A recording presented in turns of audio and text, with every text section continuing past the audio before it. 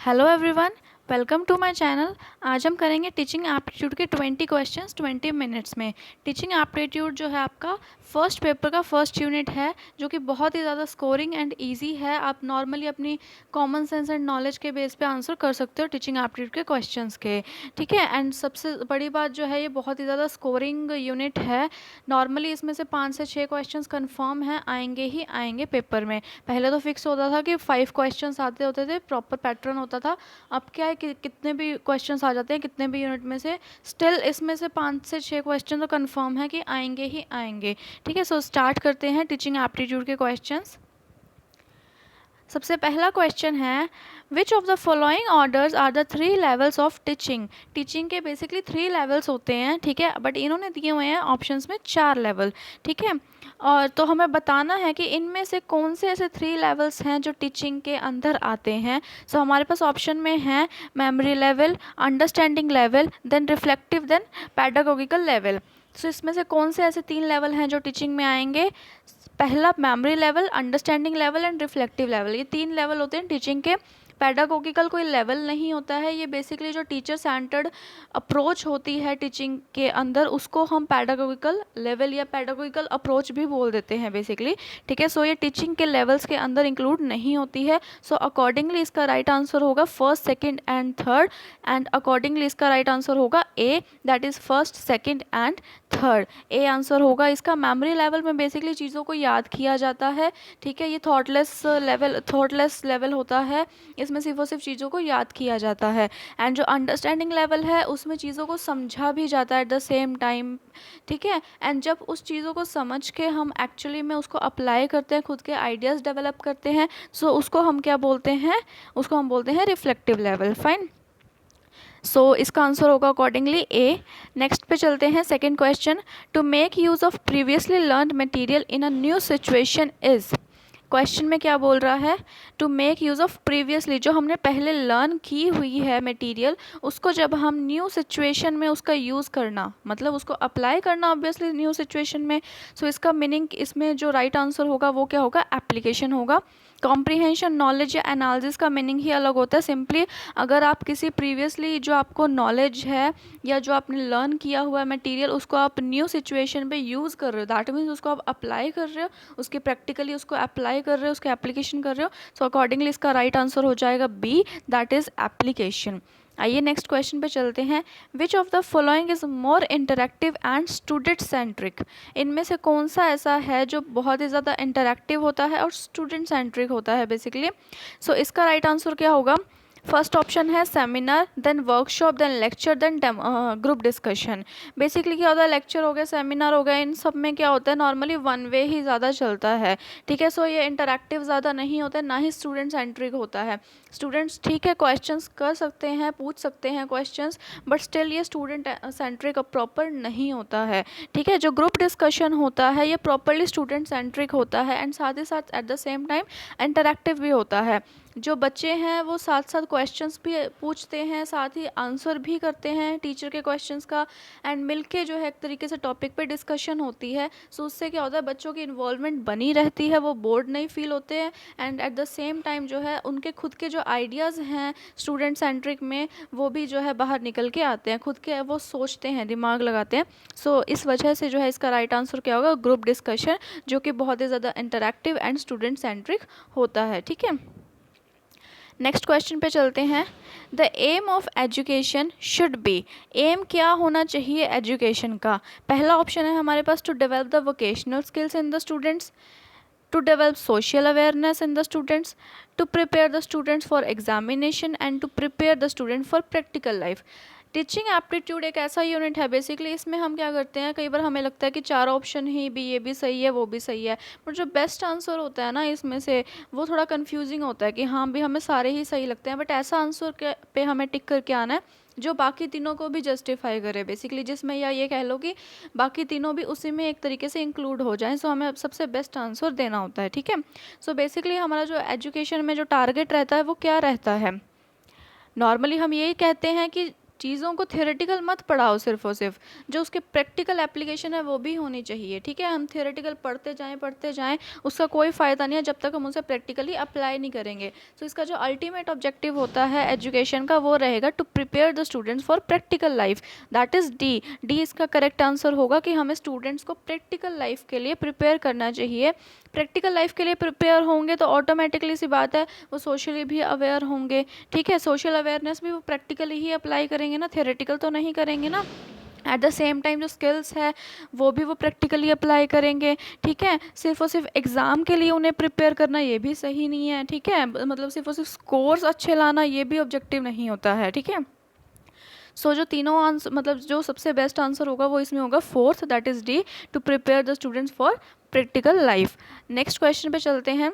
National council of education research and training was established in, national council of education research and training that is NCERT कौन से year में establish हुई थी? तो इसका right answer है 1961 ए, इसका राइट आंसर है 1961 में जो है NCERT एस्टैब्लिश हुई थी, जो कि स्टैंडर्ड्स बेसिकली एंड जो एजुकेशन का जो लेवल है वो सब मेंटेन करती है, ठीक है।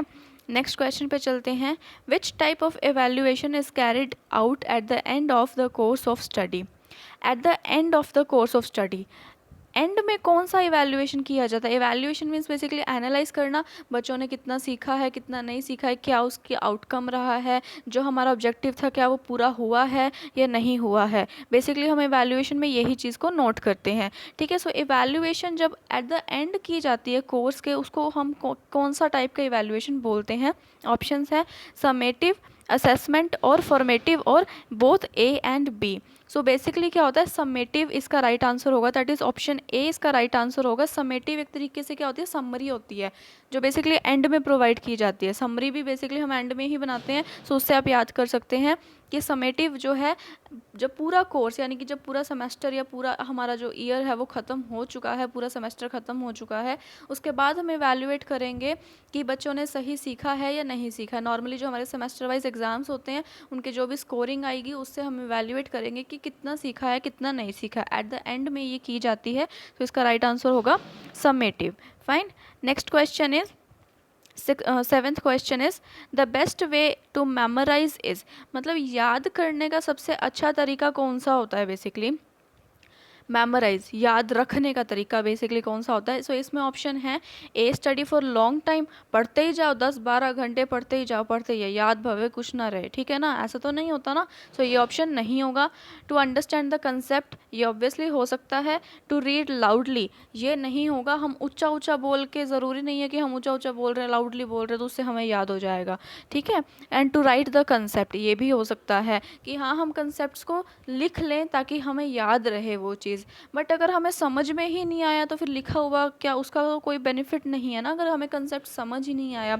सो जो कंसेप्ट को हम लिखते हैं वो हमें सपोर्ट कर सकता है याद रखने में, बट अगर हमें कंसेप्ट समझ ही नहीं आया तो ऑटोमेटिकली हम याद नहीं रख सकते हैं उसे, तो हमें लिखा हुआ भी समझ में नहीं आएगा। सो इसका राइट आंसर जो है वो होगा B option, that is to understand the concept. Concept को समझोगे, उसे लिखोगे तो ऑटोमेटिकली याद रहेगा, ठीक है। सो पहले कंसेप्ट को समझना ज़रूरी है याद रखने के लिए। सो इसका राइट आंसर होगा B, that is to understand the concept.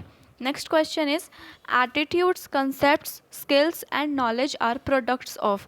Basically हमें जो हमारे अंदर जो नॉलेज गेन होती है, हम नॉलेज गेन करते हैं, हम एक पॉजिटिव एटीट्यूड डेवलप करते हैं, या हम हमारे अंदर जो कंसेप्ट्स की डेवलपमेंट होती है, हम सीखते हैं, कंसेप्ट्स को समझते हैं, वो किसके थ्रू आती हैं? ये सारी चीज़ें ऑब्वियसली लर्निंग के थ्रू आती हैं। जब हम लर्न करते हैं चीज़ों को, जब हम सीखते हैं चीज़ों को, तभी हमारे अंदर एक एटीट्यूड डेवलप होता है, हमें नॉलेज गेन होती है, हम स्किल, हमारे अंदर जो स्किल्स है वो डेवलप होती है, हम कंसेप्ट्स को समझ सकते हैं। सो अकॉर्डिंगली इसका राइट आंसर होगा इस क्वेश्चन का लर्निंग, दैट इज़ लर्निंग से हमारे अंदर एटीट्यूड्स की डेवलपमेंट होती है, नॉलेज हमें गेन होती है, ठीक है। एंड हेरिडिटरी तो ये होता ही नहीं है, ऑब्वियसली नॉलेज तो हम बाद में बेसिकली गेन करते हैं। रिसर्च से हमें नॉलेज मिल सकती है, बट ज़रूरी नहीं है कि हमारा एटीट्यूड्स वगैरह पॉजिटिव मतलब डेवलप हों। मतलब रिसर्च भी बेसिकली, रिसर्च में भी हम क्या करते हैं? लर्न ही करते हैं ना। सो लर्निंग तो सब में ही आ जाती है। अगर हम रिसर्च भी कर रहे हैं तो उसमें भी हम लर्न ही कर रहे हैं। सो इसका बेस्ट आंसर क्या होगा? ए, जो बाकियों को भी जस्टिफाई कर रहा है बेसिकली, ठीक है। नेक्स्ट क्वेश्चन पे चलते हैं। विच of the following can impact process listening in the in an adverse manner. Adverse manner मतलब नेगेटिव मैनर में जो है लर्निंग इम्पेक्ट करती है। ऐसा कौन सा इसमें से ऑप्शन है जो इम्पेक्ट करता है लिसनिंग को इन एन एडवर्स मैनर? इसमें ऑप्शंस पे चलते हैं। Excess of listen material, message overload, मतलब अगर हम जो सुन रहे हैं, जो हमारा जो मटेरियल है जो हमें मिला है, अगर वो बहुत ही ज़्यादा एक्सेस में है, मतलब मैसेज ओवरलोड है, ठीक है, हमें जितने इन्फॉर्मेशन चाहिए उससे हमें 10 पॉइंट्स चाहिए बट हमारे पास 50 पॉइंट्स अवेलेबल हैं, ठीक है। नेक्स्ट पॉइंट पे चलते हैं। Very high speed of speaking, जो सामने वाला बोल रहा है उसकी स्पीड ही बहुत ज़्यादा है, वो बोली जा रहा है, कुछ समझ में ही नहीं आ रहा, ठीक है। And then C option is a good amount of hearing loss, अगर हमारे ही जो हियरिंग मतलब जो हमारी हियरिंग की जो क्षमता है, जो सुनने की क्षमता है, अगर वो ही अच्छी नहीं है, ठीक है। सो ये क्या होगा, ये तीनों ही ऑप्शन सही लग रहे हैं, मतलब ये तीनों ही ऑप्शन कंट्रीब्यूट करेंगे। जो हम लिसन कर रहे हैं यानी कि जो हम सुन रहे हैं वो नेगेटिव में कैसे इम्पेक्ट करेगी, मतलब उसका जो नेगेटिव में वो कैसे किस मैनर में वो इम्पेक्ट करेगी। सो तीनों ही इसमें कंट्रीब्यूट करते हैं। अगर हमारे पास मैसेज जो इन्फॉर्मेशन है वो बहुत ज़्यादा है, ठीक है, अगर जो सामने वाला जो पढ़ा रहा है यानी कि जो टीचर है या जो स्पीकर है उसकी जो स्पीड है बोलने की वो बहुत ज़्यादा है, या फिर हमारे सुनने की जो क्षमता है वो बहुत कम है, ठीक है। सो इन तीनों ही केसेस में क्या है, जो लिसनिंग है वो नेगेटिव में चली जाएगी, यानी कि वो एडवर्स मैनर में इम्पेक्ट करेगी। सो इसका राइट ऑप्शन होगा all of the above, that is D इसका राइट ऑप्शन होगा। नेक्स्ट क्वेश्चन पे चलते हैं। Morphographs is the term associated with, morphographs ये क्या है, ये टर्म क्या है? बेसिकली मॉर्फोग्राफ्स एक टर्म है जो किससे कनेक्टेड होती है, वो स्पेलिंग से कनेक्टेड होती है, ठीक है। एक तरीके से हम इसको एज अ प्रीफिक्स और सफिक्स भी यूज़ कर सकते हैं। ये एक टर्म है जो टीचिंग में यूज़ होती है स्पेलिंग को करेक्ट करने के लिए। सो अकॉर्डिंगली इसका राइट आंसर हो जाएगा A option, that is corrective spelling, ठीक है। स्पेलिंग को करेक्ट करने के लिए मॉर्फोग्राफ्स टर्म इससे कनेक्टेड होती है या इसके लिए यूज़ की जाती है बेसिकली, ठीक है। नेक्स्ट क्वेश्चन पे चलते हैं। 11th question, a teacher intends to find out the learning difficulties आ गया word of the students, which of the following tests can be used. Basically कौन सा इसमें टेस्ट या इवैल्यूएशन सिस्टम हम यूज़ कर सकते हैं जब हमने फाइंड करना हो लर्निंग डिफ़िकल्टीज। सो इसमें क्या होता है, समेटिव तो होती है एंड में, फॉर्मेटिव होती है कॉन्टीन्यूसली जो हम करते रहते हैं। परफॉर्मेंस में भी हम यही देखेंगे कि उसकी परफॉर्मेंस कैसी जा रही है, मतलब बेसिकली वो किस पोजीशन पे था एंड क्या उसकी पहले परफॉर्मेंस थी, क्या उसकी अब परफॉर्मेंस है, ठीक है। सो डायग्नोस्टिक टेस्ट क्या होता है? डायग्नोस्टिक टेस्ट का मतलब होता है कि अगर हमने सारे टाइप के इवैल्यूएशन करके देख लिए, उसका समेटिव टेस्ट भी ले लिया, फॉर्मेटिव ले लिया, परफॉर्मेंस भी ले लिया, ठीक है, स्टिल वो बच्चा मतलब इम्प्रूव नहीं कर पा रहा है, हमने सारे टाइप के टेक्निक्स उस पर यूज़ करके देख ली, तो हम एंड में क्या करते हैं, हम डायग्नोस्टिक का टेस्ट करते हैं। मतलब हम प्रॉब्लम फाइंड आउट करते हैं कि प्रॉब्लम एक्चुअली में आ कहाँ पे रही है, मतलब बच्चे में इम्प्रूवमेंट क्यों नहीं हो पा रही है। हमने कॉन्टीन्यूसली इसका इवैल्यूएशन किया, हमने उसके टेस्ट लिए, स्टिल उसका जो मतलब उसकी जो परफॉर्मेंस है वो पुअर ही जा रही है। सो मतलब बेसिकली जो उसकी जो डिफ़िकल्टी है, मतलब कौन सा ऐसा पॉइंट है जिस पे उसको लर्निंग में डिफ़िकल्टी आ रही है, वो चीज़ फाइंड आउट करने के लिए हम डायग्नोस्टिक टेस्ट करते हैं, ठीक है, डायग्नोज करते हैं। जैसे अब हॉस्पिटल में भी जाते हैं, डॉक्टर क्या करता है, एक प्रॉब्लम को डायग्नोज करता है ना, कि क्या प्रॉब्लम की वजह से मतलब जो है बीमारी वगैरह है वो एक्चुअली में क्या है, क्या प्रॉब्लम आ रही है। सो इसी तरह से टीचिंग में भी जो टीचर है वो डायग्नोज करेगा कि कहाँ पे प्रॉब्लम आ रही है, क्यों नहीं बच्चा सीख पा रहा है, ठीक है। सो इसका राइट आंसर क्या हो जाएगा, D, diagnostic test. Fine. Next 12th question पे चलते हैं। Student centric classroom is meant for, student centric classroom, student centric मतलब जहाँ पे बच्चों की पूरी इन्वॉल्वमेंट होती है, बच्चों को इंडिपेंडेंटली काम करने के लिए भी दिया जाता है, ठीक है, एंड उसको खुद वो क्वेश्चंस भी पूछते हैं, ठीक है, वो होती है स्टूडेंट सेंट्रिक, जहाँ पे स्टूडेंट्स पे ही मेन फोकस किया जाता है। सो वो ये पूछ रहा है वो किसके लिए बनी है, मतलब इज़ मीन्ड फॉर, वो क्यों, मतलब क्या है, मतलब इस किसके लिए बनी है। सो इसमें ऑप्शंस पे चलते हैं। Addressing the individual differences, reducing teacher-oriented lectures, recalling the previous knowledge, engaging the entire class. Basically इसमें क्या बोल रहा है, स्टूडेंट सेंट्रिक क्लासरूम है, अब वो रिड्यूसिंग द टीचर ओरिएंटेड, ठीक है, करता है टीचर ओरिएंटेड को, बट इसने पूछा है भी किसके लिए बनी है, इज मीन्ड फॉर, किसके लिए बनी है वो। रिकॉलिंग द प्रीवियस नॉलेज, नहीं, ये भी नहीं सही लग रहा। एंगेजिंग द एंटायर क्लास हो सकता है, and at the same time addressing the individual differences भी हो सकता है, दोनों ही सही आंसर हो सकते हैं, बट जो सबसे बेस्ट आंसर होगा वो होगा A, that is addressing the individual differences. Basically हम स्टूडेंट सेंट्रिक क्यों करते हैं, स्टूडेंट सेंट्रिक मतलब स्टूडेंट पे फोकस इसीलिए करते हैं क्योंकि हर एक स्टूडेंट का नेचर अलग अलग होता है, उनकी जो मोटिवेशन लेवल है, उनकी जो एफिशिएंसी है, उनकी लर्निंग पावर है, सब स्टूडेंट्स की अलग अलग होती है, ठीक है। सो इसीलिए हम स्टूडेंट सेंट्रिक बेसिकली अडॉप्ट करते हैं ताकि हर बच्चा अपने अकॉर्डिंग सीख सके, ठीक है। उनको अपने उसके लेवल के अकॉर्डिंग उसको काम भी देना, ठीक है, ताकि वो खुद के आइडियाज़ डेवलप करे, और खुद के आइडियाज़ डेवलप करेगा तो वो सीखेगा, ठीक है, बिकॉज हर बच्चे का नेचर एंड उसका जो लेवल होता है वो अलग अलग होता है। सो दैट्स वाई इसके लिए बनी है स्टूडेंट सेंट्रिक क्लासरूम, ठीक है। सो इंडिविजुअल जो डिफरेंसेस हैं उनको एड्रेस करने के लिए बनी है स्टूडेंट सेंट्रिक क्लासरूम। सो इसका सही आंसर क्या होगा? A, that is addressing the individual difference. Fine, next question पे चलते हैं। Next question is which of the which of the following factors doesn't impact teaching? इसमें से कौन सा ऐसा फैक्टर है जो टीचिंग को इम्पैक्ट नहीं करता है? टीचर्स नॉलेज इम्पैक्ट करती है, ऑब्वियसली सी करती है, टीचर को नॉलेज ही नहीं होगी तो वो पढ़ाएगा क्या, ठीक है। सो टीचर नॉलेज तो इफेक्ट करेगी। At the same time classroom activities that encourage learning, जो टीचर कई सारी एक्टिविटीज़ करवाता है क्लासरूम में, वो भी इम्पैक्ट करेगी लर्निंग को, ठीक है। लर्निंग को भी at the same time teaching को भी वो सब इम्पैक्ट करेगी, उससे इम्प्रूव भी होती है, ठीक है, teaching. And third one is socio economic background of teacher and students, ये नहीं इंक्लूड होगा बेसिकली इसमें, मतलब वो इम्पैक्ट नहीं करता डायरेक्टली टीचिंग को।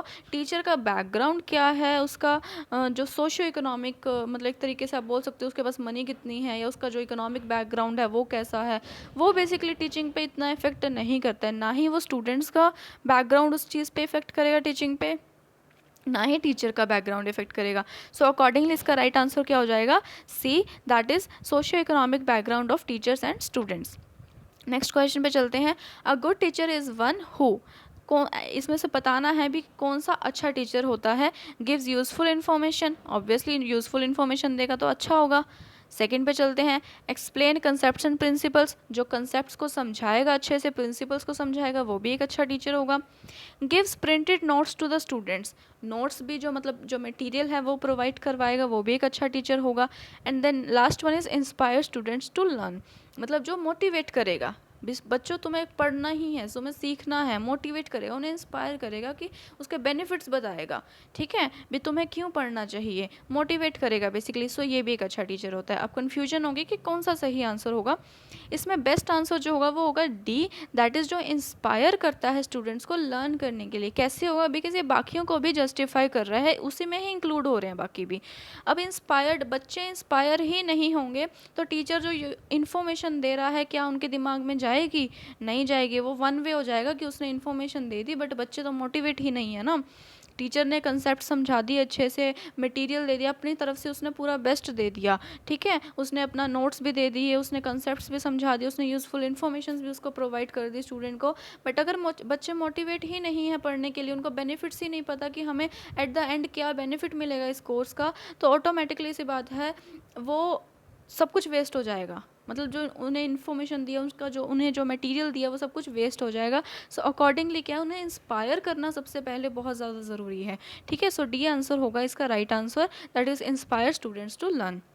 Next one is good teaching is best reflected by, कौन सी एक अच्छी टीचिंग किस में रिफ्लेक्ट होती है, मतलब ऐसा कौन सा आउटकम होता है जिससे हम ये पता लगा सकते हैं कि हाँ अच्छी टीचिंग की है, ठीक है। सो इसके ऑप्शंस पे जाते हैं। Attendance of the students, number of distinctions, meaningful questions asked by students and pin drop silence in class। so इसका राइट आंसर क्या होगा? सी होगा, meaningful questions asked by students। अगर स्टूडेंट्स क्वेश्चन पूछ रहे हैं दैट मीन्स टीचिंग इफेक्टिव है, ठीक है। बच्चे अगर चुपचाप बैठे हैं, ठीक है, अटेंडेंस तो बच्चे उसके लिए भी लगा लेते हैं कि हाँ भी ताकि हमारा नेम कट ना हो, दैट्स वाई वो अटेंडेंस लगा लेते हैं, फिजिकली प्रेजेंट होते हैं बट मेंटली नहीं होते हैं, ठीक है। सो अटेंडेंस है या पिन ड्रॉप साइलेंस है, नंबर ऑफ डिस्टिंक्शंस मतलब डिफरेंस कितना, कौन सा बच्चे का लेवल कितना है, ठीक है। अलग अलग लेवल के बच्चे हमारी क्लास में बैठे हैं, या मतलब जो एक बच्चे का अच्छा रिजल्ट आ रहा है एंड एक बच्चे का मीडियम आ रहा है, एक बच्चे का वीक आ रहा है, उससे हम ये चीज़ नहीं इवेल्युएट कर सकते कि कितनी अच्छी है टीचिंग, ठीक है। जितना ज़्यादा इन्वॉल्वमेंट होगी ना स्टूडेंट्स की, जितना ज़्यादा वो क्वेश्चंस पूछेंगे, इन्वॉल्वमेंट होगी,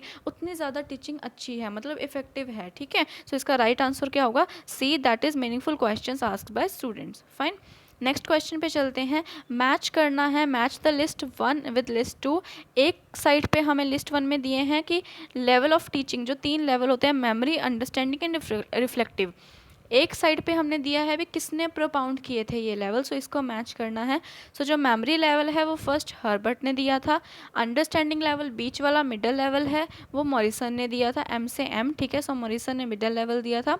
एंड जो रिफ्लेक्टिव लेवल है वो दिया था हंट ने, ठीक है। मेमोरी लेवल है उसको बहुत ज़्यादा हड़बड़ी थी कि हाँ भी फटाफट उसने लेवल एक डेवलप कर दिया, पहला लेवल। सो मेमोरी लेवल दिया था हर्बर्ट ने, इसे आप ऐसे याद कर सकते हो, मतलब it's just a way of learning, ठीक है।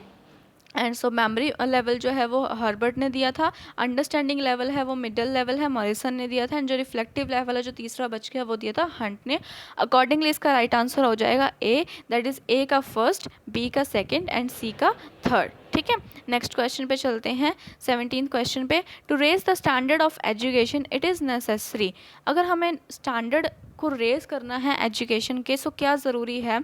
इवैल्यूएट करते रहो स्टूडेंट्स को कॉन्टीन्यूसली, बिल्कुल सही बात है कि हमें क्या बोल रहा है क्वेश्चन में, रेज़ करना है स्टैंडर्ड। हम रेज़ कैसे कर सकते हैं? अगर हम इवैल्यूएट करते रहेंगे टाइम टू टाइम, उससे हमें क्या पता लगेगा, कमियां पता लगेंगी तो, कि कहाँ पे कमी आ रही है, कितनी इंप्रूवमेंट हो रही है, कितनी नहीं हो रही, क्या हमारे ऑब्जेक्टिव्स पूरे हो रहे हैं या नहीं हो रहे। एंड जहाँ पे भी कमी आएगी वहाँ पे हम इम्प्रूवमेंट करेंगे ताकि उससे जो है एजुकेशन और ज़्यादा बेटर हो। सो अकॉर्डिंगली इसका आंसर क्या होगा, ए ही सही होगा। टू इवैल्यूएट द स्टूडेंट्स, अगर हम कॉन्टीन्यूसली उन्हें इवैल्यूएट कर रहे हैं, सो उसमें कॉन्टीन्यूसली उससे हम इम्प्रूवमेंट भी कर सकते हैं, एंड अकॉर्डिंगली उससे फिर क्या होगा, ऑटोमेटिकली जो स्टैंडर्ड ऑफ एजुकेशन है वो भी रेज हो जाएगा। इसका राइट आंसर होगा ए, ठीक है। सिर्फ और सिर्फ सैलरी अच्छी मिल रही है टीचर्स को या करिकुलम को अगर हम इम्प्रूव कर रहे हैं, स्टूडेंट अगर बिल्डिंग अच्छी है, इंफ्रास्ट्रक्चर अच्छा है, ठीक है, वो कॉन्ट्रीब्यूट करता है बट इतना ज़्यादा नहीं करता है, ठीक है।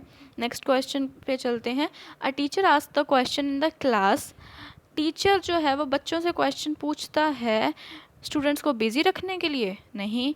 डिसिप्लिन मेंटेन करने के लिए? नहीं। अट्रैक्ट्स द स्टूडेंट्स अटेंशन, बिल्कुल सही है, ठीक है। सिर्फ और सिर्फ टीच करने के लिए? नहीं, ठीक है। सो इसका राइट आंसर क्या हो जाएगा, सी, दैट इज स्टूडेंट्स के अटेंशन को गेन करने के लिए। बेसिकली स्टूडेंट टीचर क्यों पूछता है, ताकि बच्चों की इन्वॉल्वमेंट रहे। वो पूछता रहेगा तो कुछ बच्चे जो होते हैं मेंटली प्रेजेंट नहीं होते हैं क्लास में, फिजिकली प्रेजेंट होते हैं, तो वो पूछता रहेगा क्वेश्चन, उससे क्या है वो ध्यान से सुनेंगे, ठीक है। सो उनकी अटेंशन बेसिकली गेन करने के लिए जो है एक टीचर जो है क्वेश्चन पूछता रहता है कॉन्टीन्यूसली क्लास में। सो इसका सी जो है इसका सही आंसर होगा। नेक्स्ट क्वेश्चन पे चलते हैं।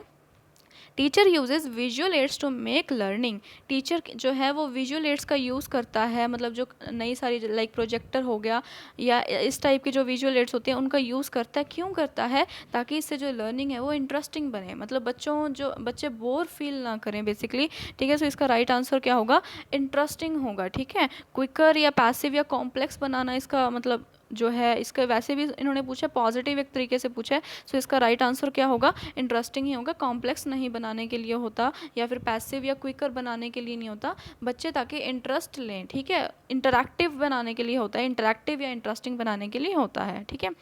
नेक्स्ट क्वेश्चन पे चलते हैं।